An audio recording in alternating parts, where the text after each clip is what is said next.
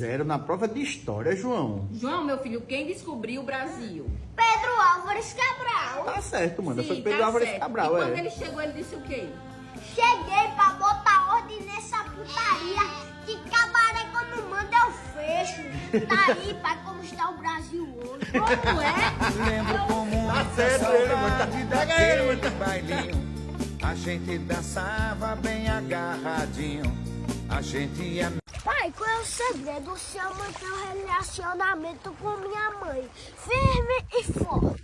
Ah, meu filho, tem que ter muito amor e muita paciência, porque sua mãe, eu vou dizer, viu, João? Pai, o senhor também, né? Tem aquela outra, né? Pra tirar o seu estresse. Não. E que minha mãe ninguém aguenta. Você tem que... Lembro com muita saudade daquele baile.